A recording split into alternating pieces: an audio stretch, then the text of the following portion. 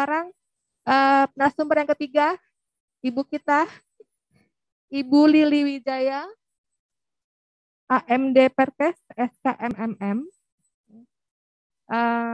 Mohon ditayangkan untuk CV. Ya. Ibu Lili akan membawakan materi tentang tantangan dan peluang. Nah, ini baru lagi ya Bu ya. Tantangan dan peluang profesi perekam medis dan informasi kesehatan menghadapi era transformasi digital di pelayanan kesehatan. Baik, untuk CV, Ibu Lili Wijaya, alamat rumah di Pegangsaan Indah Barat 2 nomor 12, alamat kantor di Universitas Esa Unggul, pendidikannya Akademi Perekam Medis dan Informasi Kesehatan tahun 1992, FKM Peminatan Informasi Kesehatan, lulus tahun 2021, pasca sarjana Magister Manajemen 2006 sampai dengan 2007. Untuk pengalaman bekerja, beliau sebagai Kepala Rekam Medis di RS Medika Gria tahun 1992 sampai dengan Kepala Rekam Medis di RS Abdi Waluyo, kemudian RS PIK tahun 1997 sampai dengan 2009. Ibu juga pernah menjabat sebagai Ketua Umum DPP Pormiki periode 2006 sampai dengan 2009. Sebagai pembina dan pengawas Pormiki dari Februari 2009 sampai dengan saat ini. Ibu Lili Wijaya sebagai pendiri dan pembina Aptirmiki di 2020 sampai dengan saat ini. Advisor Rekam Medis di Rumah Sakit 2010 sampai sebagai Kepala Prodi D3 RMIK Universitas Esa Unggul Juni 2010 sampai dengan Oktober 2018. Asesor Ban PT dari Mei 2012 sampai dengan 2017. Ibu Lili juga sebagai asesor lab LAMPTKes 2018 sampai dengan saat ini dan sebagai dosen di Universitas Esa Unggul dan lainnya. Banyak banget ya Bu ya. Dari mulai 2095 sampai dengan saat ini. Masya Allah. Ya, ibu kita ini lihat tepuk tangan. Saya belum tentu dan nggak akan bisa tuh seperti ibu ya. Baik, pada hari ini hari yang berbahagia, hari yang menyenangkan buat kita semua, nambah ilmu ya. Hari ini bahwa Ibu Lili akan sharing dengan kita ya, dengan tantangan dan peluang profesi PMIK menghadapi era transformasi digital. Ini harus saya kasih garis bawah gitu ya, di pelayanan kesehatan. Baik, untuk waktu kami persilakan Ibu Lili. Terima kasih. Ya, terima kasih.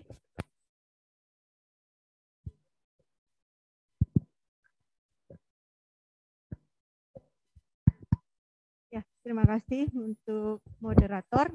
Maaf saya berdiri ya. Lebih senang berdiri karena bisa melihat dengan jelas. Ya, puji syukur pada hari ini kita bisa bertemu baik secara luring maupun daring.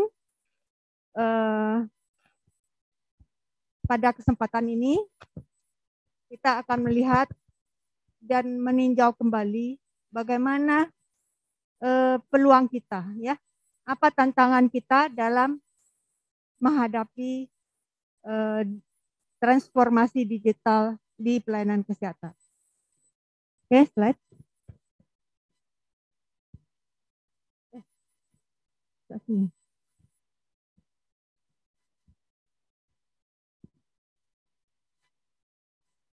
Ya, nggak jalan ya. Udah.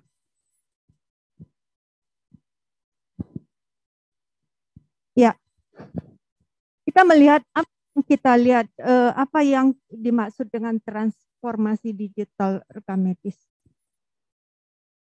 Sebetulnya kita perlu heran kalau kita melihat sejarah perkembangan rekam medis itu sendiri.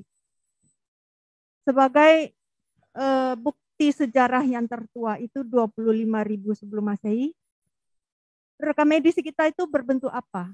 Berbentuk pahatan lukisan di dinding gua, belum ada tulisan. Kemudian berubah, kemudian menjadi pahatan di batu, kemudian menjadi papirus dalam bentuk hieroglif, dan terakhir kita dalam bentuk kertas. Kalau kita lihat di puskesmas dahulu dan saat ini juga masih ya, kalau kita lihat ke klinik KIA-nya masih ada seperti ini. Kenapa kok seperti ini ya? Balik yang untuk pointernya mana? Tengah.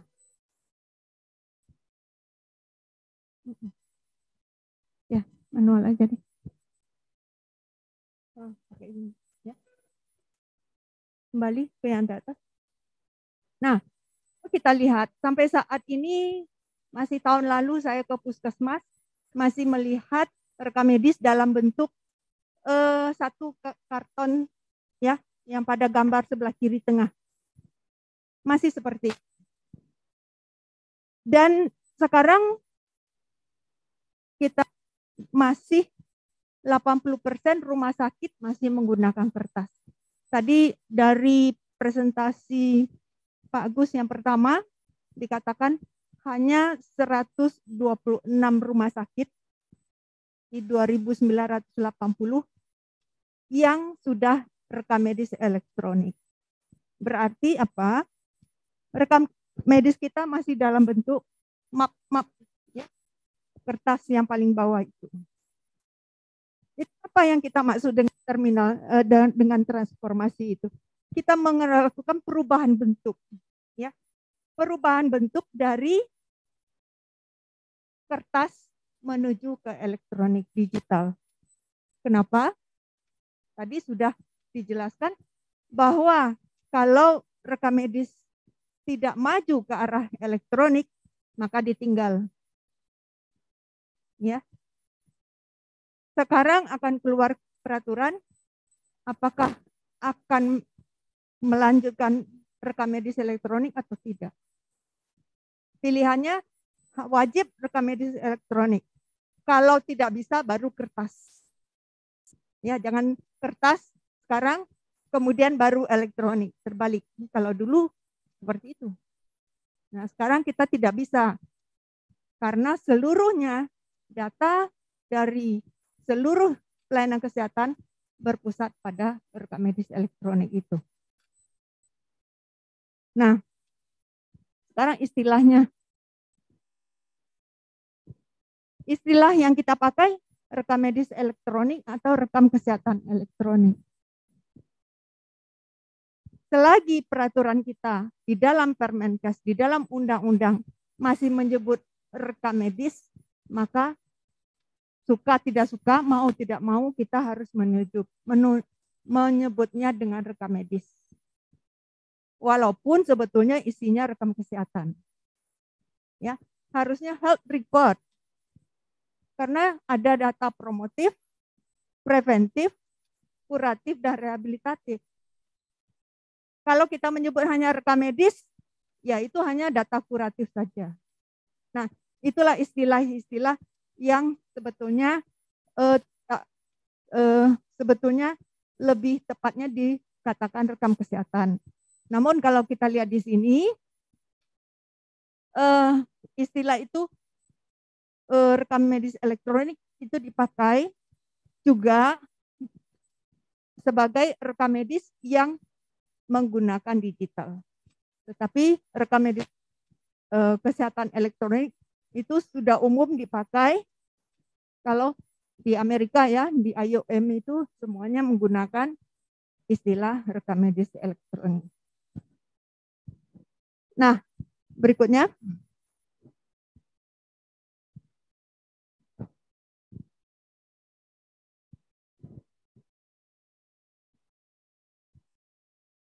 Kita lihat peraturan apa yang ada di Indonesia. Yang masih kita pakai saat ini terkait dengan Undang-Undang ITE nomor 2008 yang direvisi menjadi nomor 19/2000 ya, tentang pasal 1 tentang tanda elektronik. Ya, ini masih kita lihat ya. Tanda tangan elektronik itu perlu disertifikasi oleh Kementerian Kominfo. Ya, sekarang dulu kan BSSN, sekarang di Kominfo. Agar tidak perlu lagi tanda tangan basah, ya, disertifikasi dulu. Kemudian dikatakan bahwa dokumentasi elektronik, informasi elektronik maupun hasil cetaknya sudah menjadi alat bukti yang sah. Sekiranya nanti menggunakan rekam medis elektronik, sebetulnya SPTK kita atau surat persetujuan tindakan kedokteran digunakan sebagai alat bukti yang sah tanpa adanya tanda tangan basah. Kalau kita lihat transaksi di perbankan, kita bisa mentransfer uang melalui e-banking, mobile banking, nggak perlu kita ke bank untuk tanda tangan. Ya, mungkin hal ini bisa diterapkan untuk selanjutnya. Namun beberapa dari rumah sakit masih menyaksikan tanpa tanda tangan basah itu masih bisa dipertanggungjawabkan bila terjadi ada kasus tuntutan di pengadilan. Ini perlu diperjelas lagi untuk dicantumkan di dalam peraturan atau Permenkes RME yang akan datang supaya ini lebih tegas ya. Ini supaya diingat, jangan sampai rumah sakit sanksi ini membuat elektronik nanti masih ada mapnya sehingga terjadi dualisme. Elektronik ada, map rekam medis juga ada. Nah, ini dua pekerjaan yang sampai saat ini masih banyak terjadi di banyak rumah sakit yang sudah elektronik. Kemudian Permenkes 46/2004 masih kesehatan. Kita lihat bahwa rekam medis penyelenggaraannya bisa berupa elektronik atau non elektronik. Dan Permenkes 269 dikatakan bahwa rekam medis juga demikian dapat tertulis dan dalam bentuk elektronik. Nah, Permenkes 269 ini yang sekarang mungkin dalam beberapa bulan ini sudah keluar permennya terkait dengan berubah menjadi Permenkes terkait dengan rekam medis elektronik. Ini yang kita tunggu ya. Permiki juga harus giat membuat juknisnya sekalian.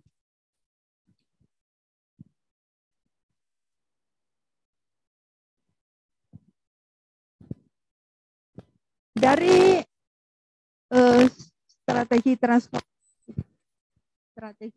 transformasi pelayanan kesehatan, kita melihat ada transformasi dalam 6 bidang, yaitu transformasi di dalam layanan rujukan, ya, kemudian sistem kesehatan ketahanan nasional, pembiayaan, SDM kesehatan, dan teknologi kesehatan. Kira-kira yang terkait dengan rekam medis yang mana? Atau dengan PMIK? Kita bisa lihat terkait dengan SDM, ya, SDM kesehatan, itu PMIK ada di situ, dan terkait dengan teknologi kesehatan. Kalau sistem pembiayaan sudah berjalan ya. Nah, bila kita lihat transformasi digital dari pelayanan kesehatan, itu juga berburu dengan waktu. Ya. Kenapa? Karena dengan adanya pandemi, maka pelayanan kesehatan berusaha untuk bisa memberikan layanan cakupan terhadap penyakit COVID-19 itu. Terus selain cakupannya juga memantau, juga melihat vaksinasi, juga melihat pergerakan dari setiap individu, semuanya dapat dilihat dari aplikasi-aplikasi yang dibuat ya. Peduli lindung ya. Tetap aja saya salah ya nyebutnya. Oke. Nah, kita lihat apa saja aplikasi-aplikasi yang ada. Ternyata ada suatu asosiasi juga ya. Asosiasi Asosiasi Telemedicine Indonesia itu sudah ada 28 anggotanya yang melakukan transaksi telemedicine, yaitu memberikan pelayanan jarak jauh. Nah, itu berkembangnya sejak pandemi. Sedangkan yang dari pemerintah bisa lihat ada namanya Silacak, Peduli Lindung, telemedicine ini juga sedang dikembangkan. Kalau kita lihat tadi paparan dari Dr. Bambang, pelayanan telemedicine paling rendah ya. Karena peraturannya juga sekarang sedang disusun dan saya juga terlibat di situ dalam membuat juknisnya telemedicine.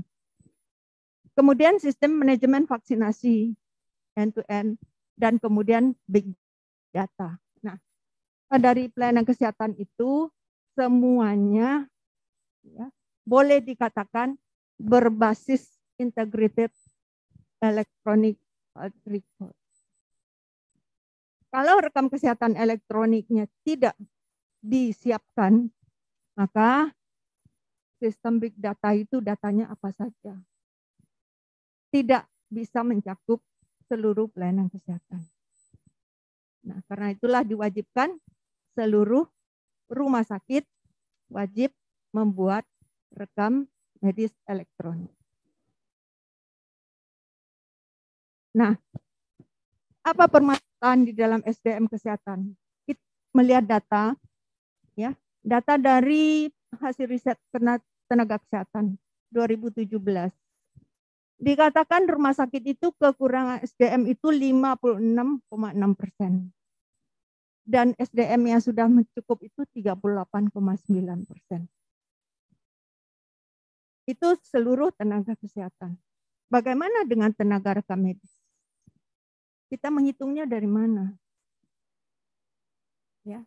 Jadi kalau kita dikatakan seorang rekam medis yang berbasis elektronik, mari kita juga bisa mempunyai data yang akurat, yang tepat, yang bisa kita hitung. Ya. Dikatakan bahwa jumlah PMIK saat ini ada 40.168. Tetapi kalau dari CPD itu yang tercakup baru 50%. Berarti apa? Sebagian besar dari PMIK ini belum mengikuti CPD. Apakah kita sudah tamat itu sudah pinter? Bagaimana mengembangkan elektronik kalau kita di kampus masih belajar hanya dalam bentuk kertas? Materi, mata kuliah di dalam pengembangan elektronik ini masih sangat rendah. Mungkin ini juga menjadi perhatian kita untuk nantinya. Ya, jadi kita anggap apa yang data di tenaga kesehatan itu sama dengan kita. Berarti data kita juga hanya 60% yang baru memenuhi kecukupan sumber daya manusianya. Berarti 40%-nya juga masih belum terjamah. Kalau di puskesmas apalagi? Ya. Di puskesmas dikatakan kekurangan SDM-nya 82,5%. Yang sudah sesuai hanya di. Kalau kita lihat PMIK di puskesmas berapa persen? Permenkes puskesmas Permenkes berapa? 43 tahun 2019. Tenaga kesehatan yang ada di puskesmas itu hanya tertulis hanya 9 jenis profesi kesehatan. Tidak ada profesi rekam medis. Ini merupakan suatu perjuangan juga nantinya bagi DPP bagaimana memasukkan. Sedangkan di dalam peraturannya dikatakan bahwa puskesmas wajib menjalankan rekam medis. Tetapi tidak ada profesi rekam medis di dalam kewajiban suatu puskesmas untuk merekrutnya. Berapa banyak puskesmas di Indonesia? 10.000 lebih, ya, 10.260. Nah, ini merupakan peluang bagi kita untuk masuk ke sana. Apalagi klinik yang belum terjamah sama sekali. Tadi dikatakan oleh Bu Iin bahwa di rumah sakit, di pelayanan penunjang, wajib juga ada petugas rekam medis. Berarti apa? Bila nanti sudah elektronik, seluruh data ya harus menjadi kewajiban kita untuk mengolahnya.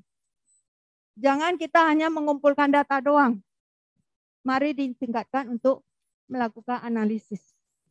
Sehingga hasilnya itu bisa dipakai oleh pimpinan-pimpinan. Oke. Nah, sekarang kita lihat permasalahan transformasi teknologi.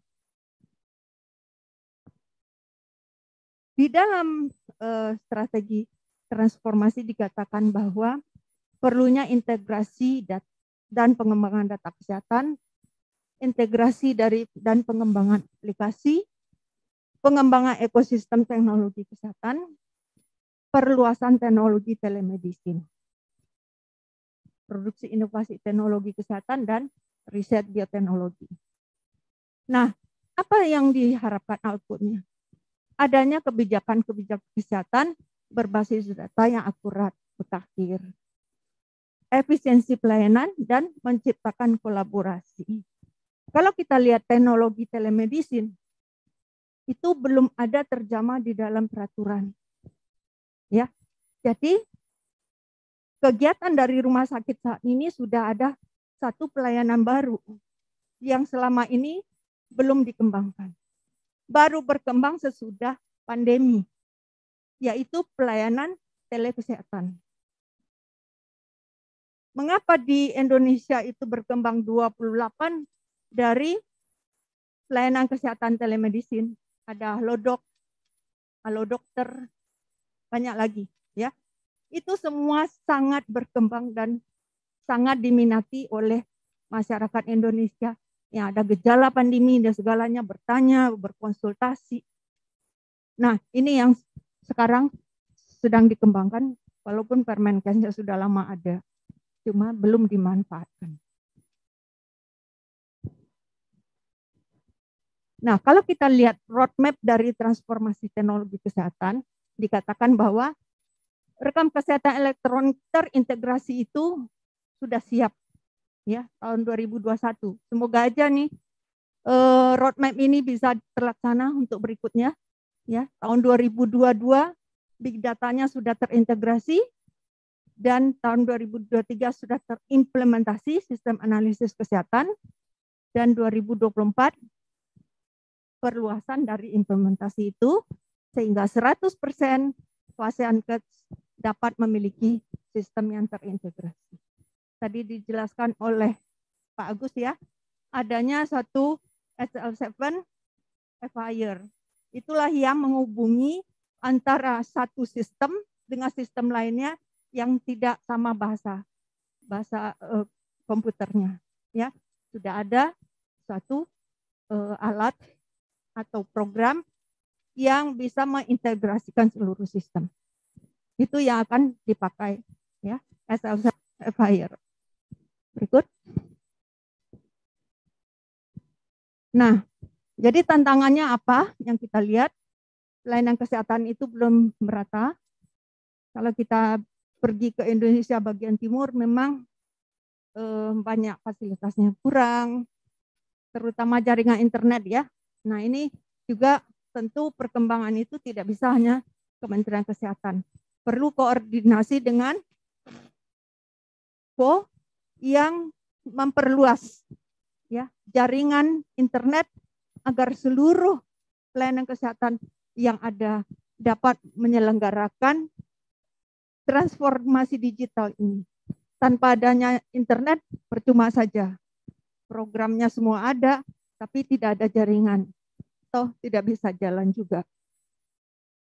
Nah, memperkuat SDM. Itu yang penting ya. Kemudian dan teknologi.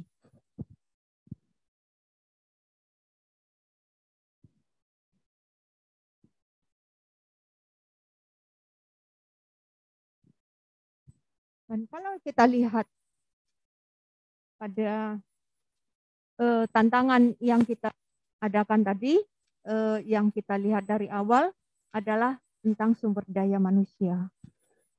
Sumber daya manusia pada rekam medis pada saat ini kita lihat lulusannya umumnya adalah lulusan dari D3, yaitu dengan gelar ahli madya. Nah, sekarang mulai berkembang tentang sarjana terapannya. Kita harapkan nanti para lulusan kita selalu mengembangkan diri, baik mengikuti pelatihan atau meningkatkan pada pendidikan formalnya. Ya. Jadi kita lihat perlunya puskesmas yang ini supaya PMIK-nya kita bisa masuk di sini. Kemudian melengkapi PMIK yang ada di bagian timur Indonesia. Kalau tidak salah, Formiki di Papua belum ada ya. Papua Barat yang ada. Dua-dua sudah. Papua Barat belum. Kemudian Maluku sudah. Yang belum Kalimantan Utara yang baru ya. Ya. Jadi berapa provinsi yang belum? 2 ya. Kalimantan Utara dan Papua Barat. Oke, mungkin dengan harapannya sudah ada lulusan kita pada 2 provinsi itu sehingga perwakilan dari Formiki bisa diluaskan ke sana. Nah, jadi ini pemerataan tenaga kesehatan, tenaga PMIK. Sekarang ini sebetulnya banyak bertumpuk di kota besar juga, ya. Kemudian transformasi SDM, kita meningkatkan kompetensi SDM kita, ya, baik dengan pelatihan, dengan CPD, dengan pendidikan formal yang ada, ya. Kemudian transformasi teknologi.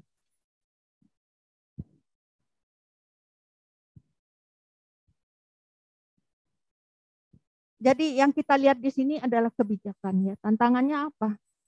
Kebijakan kita belum ada ya tentang Permenkes rekam medis elektronik yang akan kita tunggu harapannya tahun ini selesai.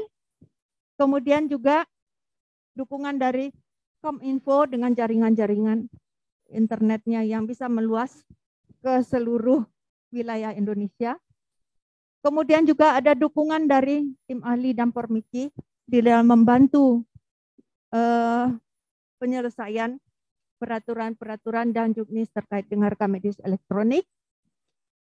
Kemudian untuk SDM harus ada peran dari Formiki ya dalam meningkatkan CPD untuk seluruh anggotanya dimanapun berada supaya mereka bisa menguasai tentang transformasi digital ini, bisa meningkatkan keilmuannya tentang elektronik rekam medis dan juga peran dari Apteki mungkin melakukan revisi kurikulum agar rancang sistem desain dari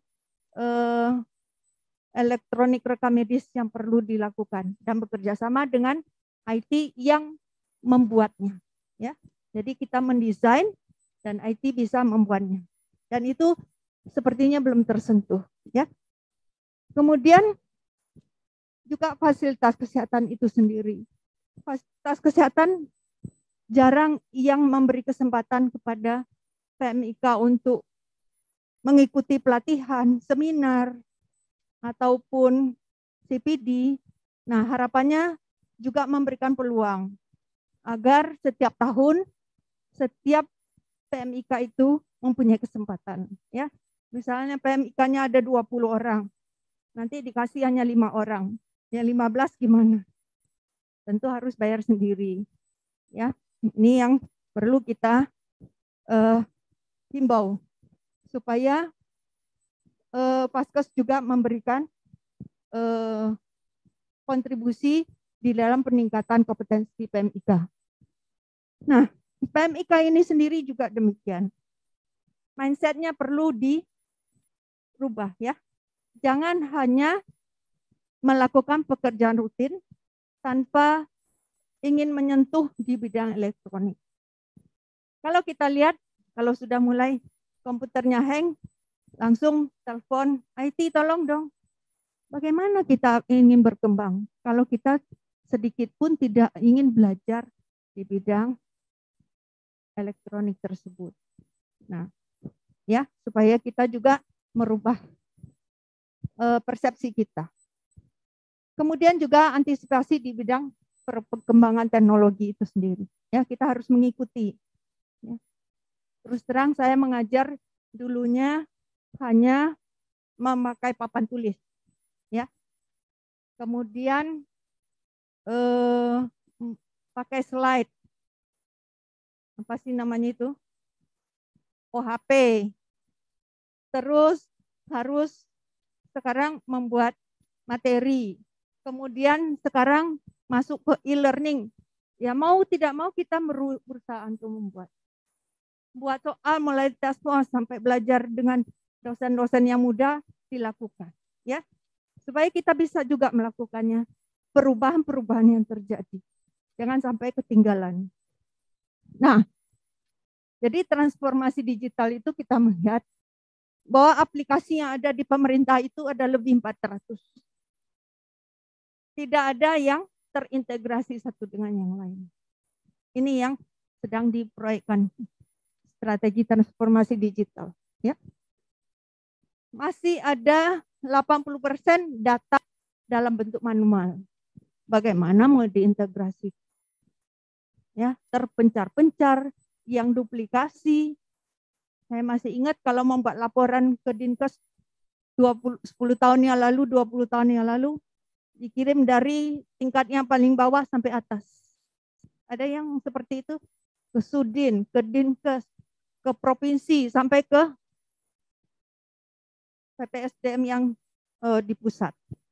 Nah, kemudian baru sekarang hanya ke satu tempat karena sudah terhubung ke atasannya.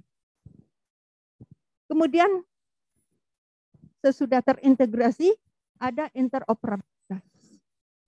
Satu dengan yang lain itu tidak ada hambatan, ya, bisa kemana-mana berhubungan satu dengan yang lain.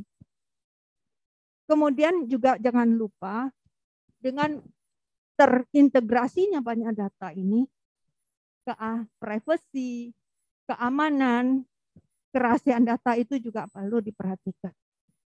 Ya. Dan kita lihat asuhan jarak jauh sekarang juga banyak. Dan itu datanya juga pada waktu saya survei ke Medan, itu rumah sakitnya tidak menyimpan data rekam medisnya.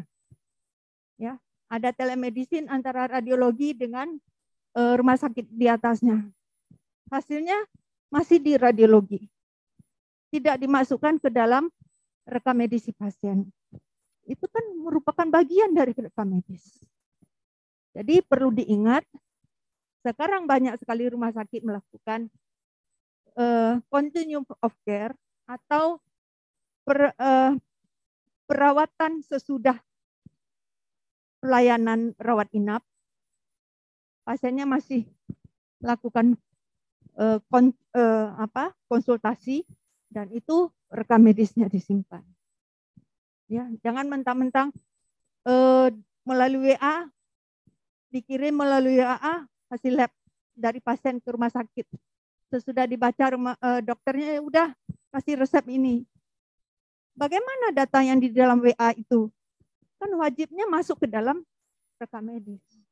Nah, ini jangan sampai terlupakan untuk menjadi masukan bagi juknis nanti rekam medis, bahwa data baik yang pasiennya datang maupun konsultasi jarak jauh itu masih menjadi bagian dari rekam medis. Lebih-lebih pasien baru, bagaimana general concern-nya, bagaimana SPTK-nya, ini perlu menjadi perhatian.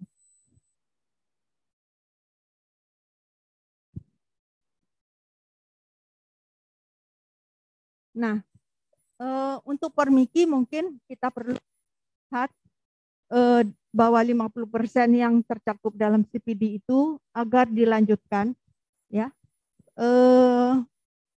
pelatihan-pelatihan, kursus yang terkait dengan pengembangan anggotanya agar bisa mencakupi semua. Ya, apakah DPD Permiki semua bisa mencapainya sendiri?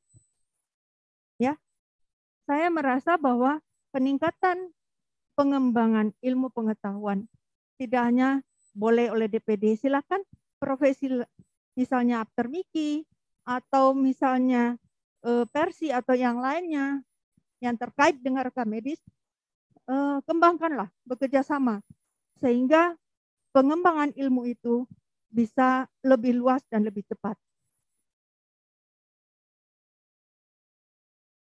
Ya, jadi CPD itu bisa ditingkatkan oleh Permiki, kemudian meningkatkan kompetensi, memberikan arahan tentang peraturan dan pengetahuan, keterampilan, sehingga seluruh profesi perekam medis dan informasi kesehatan itu bisa mengikuti transformasi digital yang telah dicanangkan ini. Ya, jangan sampai nanti di unit rekam medis PMIK kita tidak bisa mengerjakan, maka diisi oleh profesi-profesi IT yang lainnya. Apakah Anda ingin tersisih? Kalau tidak, mari kita sama-sama mengikutinya. Ya, jadi CPD itu bisa dengan belajar secara formal, kursus-kursus, seminar, on-job training, informal seminar, ataupun suatu knowledge sharing, ya, berkumpul, memberikan masukan dan sebagainya. Jadi banyak cara, tidak hanya harus dilakukan pada seminar yang formal. Nah, kita lihat dari pengumpulan data, pengolahan, penyajian, dan pelaporan. Nah, ini semua kalau kita lihat saat sekarang, ya, registrasi ini umumnya sudah elektronik. Sekarang apa yang tugas yang belum? Ini, mendesain template dari elektronik itu. Harus masuk ke sini. Ya, materi ini sepertinya di dalam kurikulum belum ada. Ya. Kemudian filing, ini apakah setiap rekam medis itu masih harus pakai map? Ya, kenapa rumah sakitnya sudah elektronik masih ada map rekam medis? Jangan sampai petugas kita melakukan dua pekerjaan. Kalau sudah elektronik, bagaimana supaya seluruhnya bisa dicakup oleh rekam medis elektronik? Jangan harus ada yang kertas dan masih berbasis kertas. Itu bukan paperless, tetapi less paper. Ya. Dan kita lihat lagi tentang coding index. Ini kita masih bergantung dengan INASI-BPJS, ya, dengan BPJS. Kalau bukan pasien BPJS, bagaimana? Apa di mana datanya?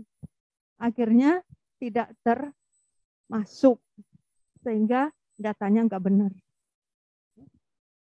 Nah, perlu ada suatu pengumpulan data yang komprehensif untuk seluruh pasien. Oke, jadi kalau pengolahannya hanya melihat dari aplikasi BPJS, maka banyak data yang tidak tercakup di sini. Nah, release for information ini, kalau dengan elektronik, mungkin kita harus mempunyai satu kebijakan khusus bahwa SPTK, surat persetujuan tindakan kedokteran, juga dapat dilakukan secara elektronik dan adanya sertifikasi untuk tanda tangan para tenaga kesehatan yang ada. Jadi rekam medis elektronik yang terintegrasi itu harus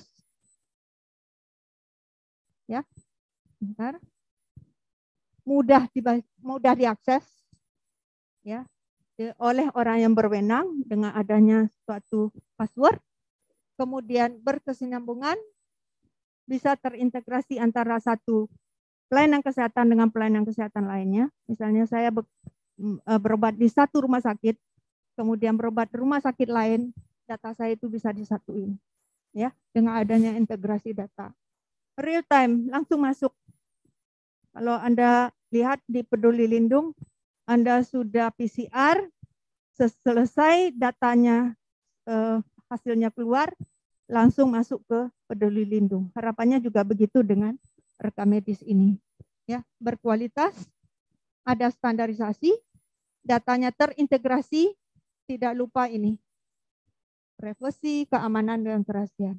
Dan ini menjadi suatu kebijakan bahwa apa yang ada di rekam medis memang adalah bukti dari suatu pelayanan yang benar. Nah, mungkin ini yang belum diperhatikan oleh para PMIK. Ya, kalau kita lihat profesi di dalam lingkup rekam